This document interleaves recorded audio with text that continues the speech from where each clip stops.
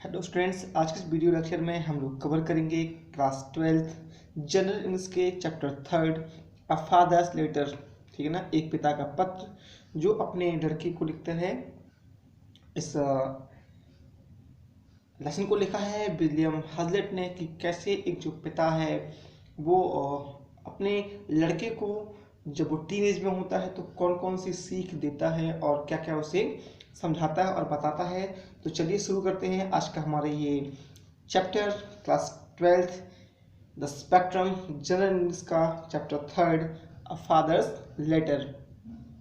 यहाँ आपसे एक क्वेश्चन पूछा जा रहा है, at what age does a child need the parents advice the most. कि किस उम्र में, किस अवस्था में जो बच्चा होता है उसे अपने माता पिता की एडवाइस की सबसे ज़्यादा ज़रूरत होती है। तो चलिए पढ़ते हैं और पता लगाते हैं कि कब होती है। माई डियर लिटिल फेलो, मेरे प्यारे बेटे, you are now going to settle at school. अब तुम एक विद्यालय में सेटल होने वाले हो and may consider this as your first entrance into the world.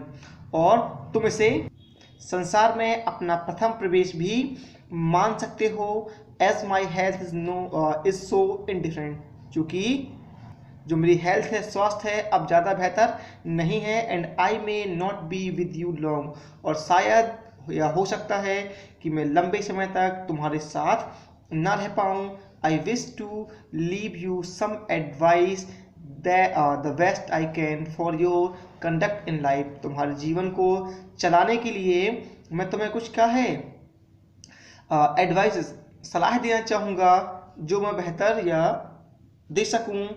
Both that it may be of use to you, दोनों तरीके से ये रहेंगी। एक तो इनका उपयोग तुम्हारे लिए रहेगा, साथ ही साथ as something to remember me by, इससे तुम मुझे याद भी रख सकोगे। I may at least be able to caution you against my own error if nothing else.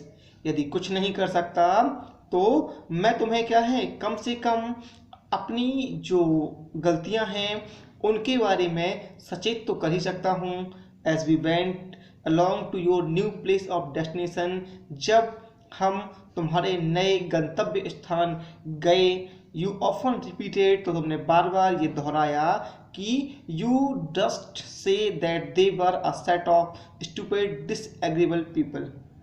तो तुमने ये बार बार दोहराया कि तुम साहस के साथ ये कह सकते हो कि वे मूर्खों का एक दल है और असहमत लोग हैं। मीनिंग द पीपल, यहाँ पे लोगों का जो मतलब था वो किनसे था? एट द स्कूल, वो तुम्हारे स्कूल के लोगों से था। You were to blame in this, और इसके लिए तुम स्वयं ही दोषी थे। It is good old rule to hope for the best, एक सबसे अच्छा और पुराना नियम है कि हमेशा ही क्या करो, बेहतर की आकांक्षा करो, आशा करो। ऑलवेज माई डियर बिलीव, हमेशा ही मेरे प्यारे, believe things to be right, हमेशा माई डियर बिलीव थिंग्स, ये आशा रखो, विश्वास करो कि जो चीज़ें होंगी वो सही होंगी। Till you find them to the contrary, यदि जब कभी तुम इन्हें अपने विपरीत पाओ। And even then instead of, ठीक है ना, तो यहाँ तक कि या बजाय irritating yourself against them, तो उनसे उनके विरुद्ध खुद से चिढ़ने के बजाय endeavor to put up with them, उन्हें सहने की कोशिश करो। As well as you can, जितना हो सके। If you can not alter them, यदि तुम उन्हें बदल नहीं सकते तो जितना हो सके उतना सहने की कोशिश करो। You said you were sure you should not like the school where you were going, तुमने कहा था कि निश्चित रूप से तुम्हें वो स्कूल पसंद नहीं आएगा जहां तुम जा रहे हो। दिस वाज रॉन्ग, कि ये गलत था। What you meant was that you did not like to leave home, क्या इसका मतलब यह था कि तुम्हें घर छोड़ना पसंद नहीं था या घर छोड़ना नहीं चाहते थे। बट लेकिन you could not tell whether you should like the school or not till you had given it a trial, क्योंकि जब तक या तुम ये नहीं कह सकते कि तुम्हें स्कूल पसंद आएगा या नहीं आएगा जब तक तुम इसका जायजा ना ले लो, है ना। अदरवाइज अन्यथा यूर सेइंग दैट कि तुम्हारा जो कहना था कि you should not like it, कि तुम्हें ये पसंद नहीं आएगा, it was determining that you would not like it, यही तय करना था, यही निश्चय करना था कि तुम्हें या तुम उस स्कूल को पसंद नहीं करोगे, है ना। नेवर एंटिसिपेट्स एविल, कभी भी बुराई की प्रत्याशा मत करो, और because you can not have things exactly as you wish, क्योंकि चीज़ें अक्सर वैसी नहीं होंगी जैसी तुम इच्छा करते हो, या चीज़ें वैसी नहीं हो सकती जैसी तुम आशा करते हो। Make them out worse than they are through mere spite and wilfulness, अपनी मनमानी और द्वेष के कारण उन्हें बढ़ा चढ़ाकर मत बताओ। You seemed at first to take no notice of your school fellows और rather to set yourself against them, ऐसा लगा कि तुमने जो अपने स्कूल फेलोज थे उन पर ध्यान नहीं दिया, और या ध्यान देने के बजाय सीधे, है ना, उन्हें अपने विरुद्ध सेट कर लिया। बिकॉज क्योंकि they were stranger to you, क्योंकि वो तुम्हारे लिए अजनबी थे। They knew as little of you as you did of them, वे तुम्हें तुम्हारे बारे में उतना ही कम जानते हैं जितना तुम उनके बारे में। So this would have been a reason for their keeping aloof from you as well, तो हो सकता है कि ये भी एक कारण हो उनका तुमसे दूरी का, ठीक है ना, उनके या तुमसे उनकी दूरी का हो सकता है कि यह भी एक कारण हो। Which you would have felt as a hardship, जिसे तुम कठिनाई समझ रहे हो या जिससे तुम कठिनाई महसूस कर रहे हो। लर्न, ध्यान देना। Never to conceive a prejudice against other, कभी भी दूसरों के बारे में पूर्व अवधारणा की कल्पना कभी नहीं करना। बिकॉज क्योंकि you know nothing of them, तुम उनके बारे में कुछ नहीं जानते। इट इज़ बैड रीजनिंग, ये एक पुरानी या एक बुरी विचारधारा है। And makes enemies of half the world, जो आधे संसार को हमारा शत्रु बना देती है। Do not think ill of them, कभी उनके बारे में बुरा मत सोचना। Till they behave ill to you, जब तक वो तुमसे बुरा बर्ताव ना करें। And then strive to avoid the faults, ठीक है ना, और उसके बाद उन गलतियों से which you see in them, जो आप उनमें गलतियां देखो, उन गलतियों से या गलतियों को अवॉइड करने की कोशिश करो। This will disarm their hostility sooner than pick you resentment और complaint, और यह उनकी जो शत्रुता है, जो उनका जो मनमुटाव है, दुख और शिकायतें हैं, उन्हें जल्द ही क्या करेगा, बस में कर लेगा। आई थॉट, मुझे लगा या मुझे ये भी लगा, you were dispose to critics, की तुम आलोचना करने के लिए तैयार थे, तत्पर थे। The dress of some of the boys, कुछ लड़कों की ड्रेस के लिए, जो as not so good as your own, जितनी तुम्हारी अच्छी थी उतनी उनकी नहीं थी। तो ऐसा भी कह सकते हैं कि मुझे यह भी लगा कि कुछ लड़कों की ड्रेस के बारे में या ड्रेस की आलोचना करने के लिए तुम तत्पर थे, जो तुम्हारे जितनी अच्छी नहीं थी। Never despise anyone for anything that he can not help, कभी भी किसी भी चीज़ के लिए निंदा मत करो कि वह क्या नहीं कर सकता। लिस्ट ऑफ ऑल, कम से कम फॉर हिज पॉवर्टी, कम से कम उसकी गरीबी के लिए उसका उपहास मत उड़ाओ। I would wish you to keep up appearance yourself as a defence against the idle senior of the world, मैं चाहता हूँ कि तुम जो हो, जो आइडल सीनियर, संसार की जो भद्दे मजाक या उपहास करने की आदत है, उसके विरुद्ध रक्षक की एक छवि बनाओ। बट लेकिन I would not have you value your self upon them, लेकिन मैं ये नहीं चाहूँगा कि तुम स्वयं को उनसे ज़्यादा वैल्यूबल या कीमती मानो। आई होप मुझे आशा है you will neither be a dupe, मैं आशा करता हूं कि ना तुम भोले भाले रहोगे, नॉर विक्टिम ऑफ बुल्गर प्रिजर्स, ठीक है ना, और ना ही जो पूर्व अवधारणा की या अशिष्ट पूर्व अवधारणा की जो शिकार बनोगे, ना तुम भोले भाले रहोगे और ना ही अशिष्ट पूर्व अवधारणा के शिकार बनोगे। इंस्टीड ऑफ सेइंग अबव, ऊपर ये कहने के बजाय कि never despise anyone for anything, ठीक है ना, that he can not help, कि कभी भी किसी का भी उपहास मत करो कि वह क्या नहीं कर सकता। आई माइट हैव सेड, मैं ये भी कह सकता था कि never despise anyone at all, कि कभी भी किसी की निंदा ही मत करो।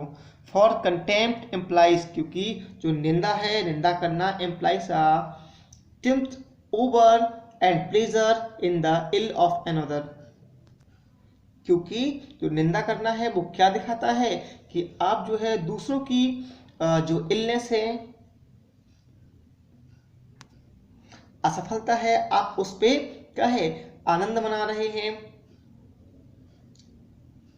और साथ ही साथ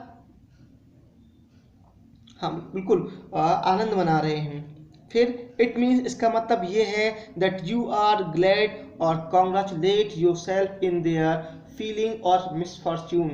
इसका अर्थ ये है कि आप जो है उनके मिसफॉर्च्यून, दुर्भाग्य पर स्वयं को बधाइयां दे रहे हैं और आनंद मना रहे हैं। The sense of inferiority in others,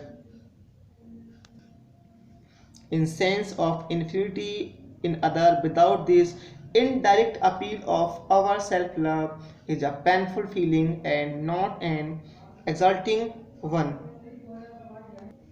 दूसरों में जो हीनता की भावना है वो अपने स्व प्रेम के अनुरोध के बिना दूसरों में हीनता की भावना को देखना इज अ पेनफुल फीलिंग। वो कैसी है? एक दर्दनाक अनुभूति है, यह कोई गर्व करने वाली अनुभूति नहीं है।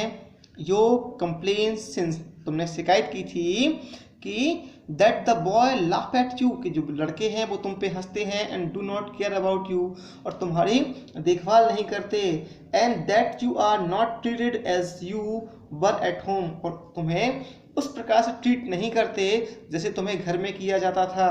माय डियर, तो मेरे प्यारे बेटे, that is one chief reason for you being sent to school, यही एक मुख्य कारण था तुम्हें स्कूल भेजने का, कि टू इंश्योर, तुम तैयार हो जाओ या ठीक कर लो, यू बी टाइम, समय से पहले ही, to the unavoidable love and uncertain reception you may meet with in the life, अपने जीवन में मिलने वाले जो अनिश्चित रिसेप्शन है और ना टलने वाली जो रुकावटें हैं, उनसे तुम उन्हें जल्दी ही ठीक करना सीख लो।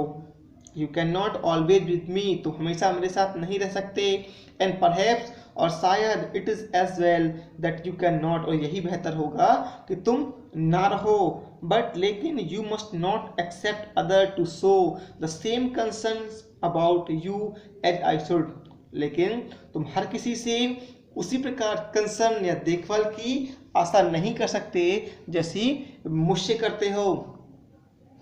You have hitherto been a spoiled child, तुम अब तक एक बिगड़े बच्चे थे, and have been used to have your own way a good deal, और हर कार्य को ठीक उसी प्रकार करते थे जैसे तुम्हारा मन हो, both in the house and among your play fellows, घर में भी और अपने खेलने वाले साथियों के बीच में भी, विद होम, जिनके साथ में you were too fond of being a leader, तुम नेता बनने के शौकीन थे, but you have good nature and good sense, लेकिन तुम क्या है, तुम्हारा जो है गुड नेचर है और गुड सेंस और अच्छी समझ है, and will get the better of the of this in time, और समय के हिसाब से या समय के अनुसार तुम इसे और बेहतर कर लोगे। You have now got among other boys, अब तुम बहुत सारे बच्चों के बीच में, लड़कों के बीच में हो, हु आर योर इक्वल, जो तुम्हारे बराबर के हैं, और bigger and stronger than yourself, और तुमसे बड़े हैं और शक्तिशाली भी हैं, and who have something else to attend to besides humoring your whims and fancies। जिनको अब तुम बहुत सारे बच्चों के बीच में हो, हु आर इक्वल, जो तुम्हारे बराबर के हैं, बड़े हैं, और स्ट्रॉन्गर देन योर सेल्फ, और कैसे हैं, ताकतवर भी हैं, and who have something else to attend, और जिन्हें इसके साथ जो तुम्हारी ह्यूमरिंग मीन्स होता है संतुष्ट करना, जिन्हें संतुष्ट करना है, योर विम्स, तुम्हारी जो सनक है और जो रुचियां हैं उन्हें संतुष्ट करने के अलावा भी और कुछ करना है उन्हें, and you feel this as a repulse, और इसे तुम कैसा, एक प्रतिशोध और पीस ऑफ इनजस्टिस, और एक अन्याय मानते हो। बट लेकिन the first lesson to learn is that, जो सबसे पहला पाठ सीखने के लिए है वो ये है कि there are other people in the world beside yourself, कि तुम्हारे अलावा भी संसार में और लोग हैं। There are a number of boys in the school where you are, school में तुम हो वहाँ बहुत सारे लड़के हैं, whose amusement and pursuit whatever they may be, उनका जो मनोरंजन है और जो कामकाज है जो कुछ भी हो, are the ought to be of as much consequence to them as your can be to you, वो उतना ही जरूरी है जितना तुम्हारा तुम्हारे लिए है, एंड टू विच देयरफॉर, और इसीलिए you must give way in your turn, इसीलिए तुम्हें उन्हें क्या करना चाहिए, स्वीकार करना चाहिए। The more airs of childish self importance, तुम्हारे स्वमहत्व का जो बचकानी अहंकार था, ठीक है ना, जो बचकानी जो हवा थी जो तुमने दे रखी थी खुद को, you will only expose yourself to be and more thwart and laugh at, जिसके चलते you will expose yourself, जितना तुम इसे दिखाओगे, टू बी मोर, उतना ही क्या होगा, विफल होगे और हंसी का पात्र बनोगे। True equality is the only true morality and true wisdom, जो सच्ची बराबरी है वो सच्ची नैतिकता और सच्चे बुद्धिमानी में या बुद्धि में ही है। याद रखना, always that you are but one among other, कि तुम जो हो बहुतों के बीच में एक हो, and you can not hardly mistake your place in society, और शायद तुम ही अपनी जो स्थान है समाज में उसे गलत समझोगे।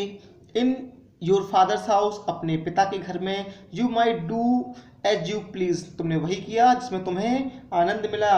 इन द वर्ल्ड, लेकिन जो संसार है, you will find competitors at every turn, तुम्हें हर मोड़ पे प्रतिद्वंदी मिलेंगे। You are not born a king son to destroy और डिक्टेट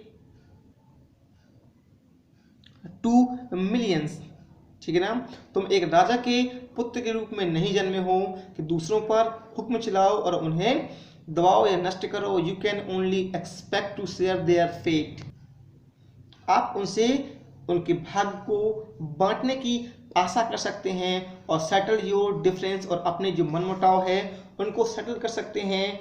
एमिकेबली, अपने मैत्री भाव से, विद देम, उनके साथ अपने मैत्री भाव से अपने असमानता को और उनके साथ सेटल कर सकते हैं, और उनके भाग को बांटने में या शेयर करने की आशा कर सकते हैं। You already find at a school, जिसे तुमने अपने स्कूल में वैसे भी पा लिया है, मतलब उस माहौल को। And I wish you to be reconciled to your situation as soon and wish as little pain as you can,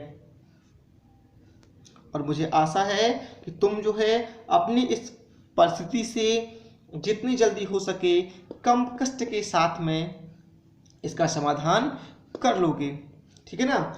your affectionate father, तुम्हारा प्यारा पिता विलियम हजलेट।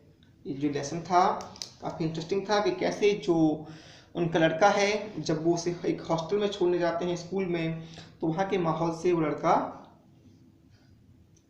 अपने पिता से कई तरह की शिकायतें करता है कि उसे घर जैसा ट्रीट नहीं करते, और वो बताते हैं कि ऐसे जिस स्कूल में तुमने प्रवेश किया है वहाँ बहुत सारे अननोन लोग हैं, स्ट्रेंजर हैं, इसी से तुम्हें वहाँ क्या है, कठिनाई महसूस हो रही है। नए स्कूल में जाने पे जो तुम्हें माहौल मिला है, ठीक वैसे तुम क्या है इसे एक नए संसार या संसार में प्रवेश को इसे अपने संसार में प्रवेश करना मान सकते हो। ऐसे तुम्हें हर मोड़ पे नए कंपटीटर मिलेंगे जिनके साथ में तुम्हें क्या करना होगा, अपने मैत्री भाव से तालमेल बिठा के परिस्थितियों को या परिस्थितियों का समाधान करना पड़ेगा। तो ये था हमारा टोटल लेसन। आपको कैसा लगा नीचे हमें कमेंट बॉक्स में जरूर बताएं।